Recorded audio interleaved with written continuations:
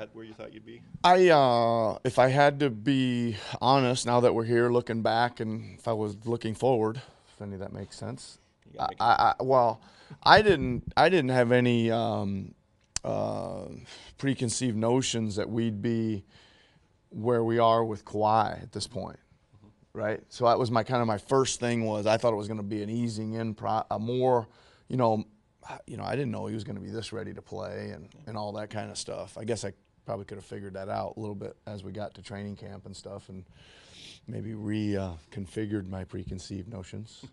But no, I think we're okay. I think we have a long ways to go with our growth and just organization and feel and a lot of things yet. more growth on one side of the ball than the other? Probably more on offense, even though there's still plenty of room on defense for Yeah. growth too. Yeah. Are you where you thought you would be as a coach a quarter of the year into the season? I've told you guys I felt comfortable.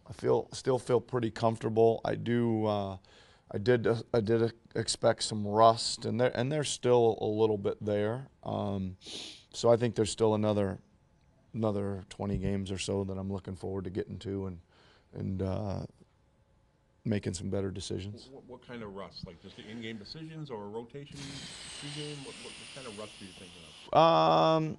Yeah, mostly in game, Doug. I think I'm still there's a lot of things that I've lightly put in and worked on that I haven't busted out yet in games, and I'm about ready to. I've done a lot of things that have been familiar, just for time constraints and ease of saying let's just do that now and that'll get us through today. And the stuff that I want to get to and who we're going to become has not really been brought out yet. We saw the one with Danny the other night. Yes, sir. That's new. That's Yes. out of. Yes, sir. Is that That's the some kind of of this. thing Yes. That's the kind of thing that's in your Yes. mind that's Yep. there Exactly. that you're working on and Yes. just waiting on. I'm working on and making sure we're learning on, and like that was a huge step forward to us because I'm again as a coach you're talking theory and explaining why you're doing some stuff in practice, and they're kind of scratching their head and looking at you and squinting their eyes, not rolling their eyes, squinting their eyes, and then it kind of works in a game, and now you've got a little bit more things you can get to. Yeah. You spoke a lot during camp about trying different lineups, different combinations. Have you had to use more than even you thought that you would because of the injuries and some of the guys that have been in and out? Probably, but it doesn't feel like I've had to do it. Yeah. You know what I mean? It doesn't feel like, oh God, I got to do this. It's fine. We're fine. You've I gotten kind of wanted to to do do it, to be honest. Yeah, we've gotten to do it. I've wanted to do it. I don't think I've gone. I'm not doing it for the sake of doing it either. Even though maybe it felt like it the other night in Atlanta. I ended up with Greg and Serge and but I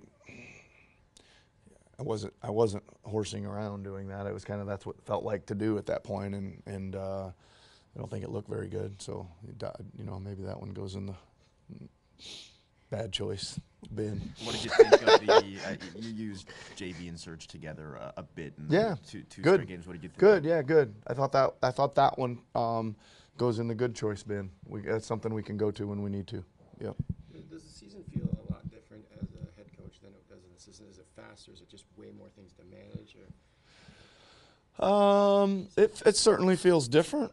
It's just altogether different, right? It's like it doesn't move any slower as an assistant or any faster. As an assistant, you are grinding it out and churning out work like there's no, not enough hours in the day, really. As a head coach, you are doing similar, but you're doing, I don't know, I always say, like, I used to go in and close my door and watch film for 3 hours right after practice, and now it seems like I'm in a meeting after another for 3 hours that have nothing to do with basketball, right? So it's just different. It still moves fast. You're different, and the assistants are fortunately, our staff's unbelievable, right?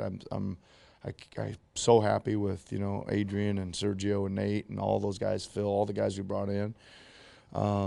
Patrick and Jeremy as well. They're awesome, and we've got great chemistry on our coaching staff, and I really love them. Speaking of Sergio, letting him go back to coach Yep. Spain, what went into that decision, and what do you think he gets out of it?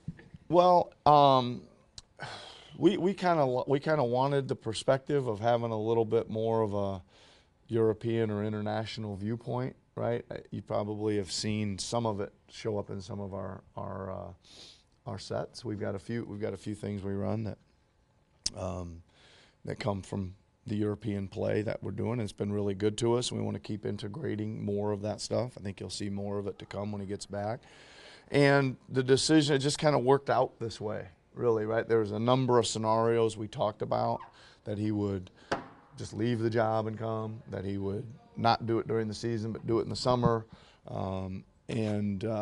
just kind of to keep it smooth. He's got two big events coming. One's the World Championships and hopefully the Olympics, and kind of keep it. And it's big time basketball. It's a big deal, and I think we're fortunate to have him.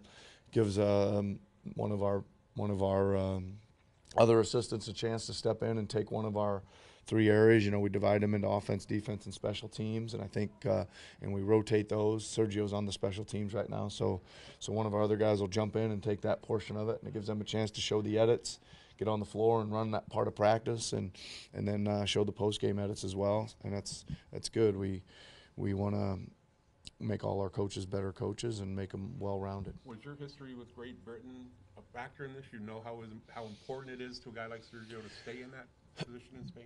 Yeah, I think it's a factor. I didn't really think, well, I didn't, or anything like that. But I did understand, like going through that for me keeps you keep a good pulse on players around the world. You keep a good pulse on trends,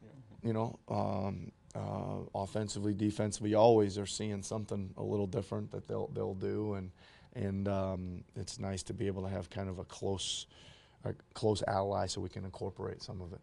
Do you like how that's working with the rotation, rotating the coaches? Yeah, I love it. I love it. What went into that decision? Because that's not the norm. Well, what went into it was first of all just developing all our coaches, right? That they don't kind of get stuck over in a corner of defense, offense, or special teams, or player development, or whatever it is, and trying to develop them. Two is just to give them a chance to.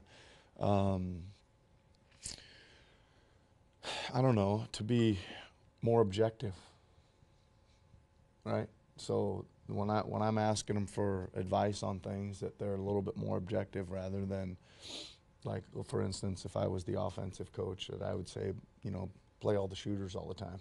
You know what I mean? Or if you were the defensive Somebody coach, else you'd can say worry about play it. all the defenders all the time. And if you're the special teams coach, say he's got to be in because he's our best inbounder or whatever. And hopefully it's to make us a little bit more objective. But mostly the learning and developing the coaches and giving them a chance to really hone their craft in all the areas. Do you do that in game chunks or Yeah. like 10 games every? Yeah, ish. 10 games ish. It was we're kind of doing it a little loosely. It 10's the number, but we were in the middle of a 4-game West Coast road trip, and ended up being 12, or it may end up being 9 the next time, or whatever. Whenever it lands, we haven't. Again, with me, I haven't thought it. We have kind of roughly planned it out, but it's not in stone. It's just an idea, and when it gets close to that time, we start thinking about who's going to rotate where and all those kind of things. And it's like our rotations a little bit on the floor. We monitor which ones have, when it gets down to the end of the year and playoff time, we're going to go with what we think is our best lineup. What are special teams? Out of bounds plays, end of quarter plays, end of game plays, any other jump ball, presses, zones, any of those kind of things that are not man-to-man defense or man-to-man offense. So do you have a bunch of stuff that you let that coach work around, put in with, you'd say, whoever's handling special teams? Did they get to run the drills where you run ATOs and stuff like that? Yeah, mostly they all three of them have a chunk of practice time or a chunk of shoot-around time. There's a chunk for offense, there's a chunk for defense, and there's a portion for special teams. And they organize, and they do all the film, the pre-film, the post-game film.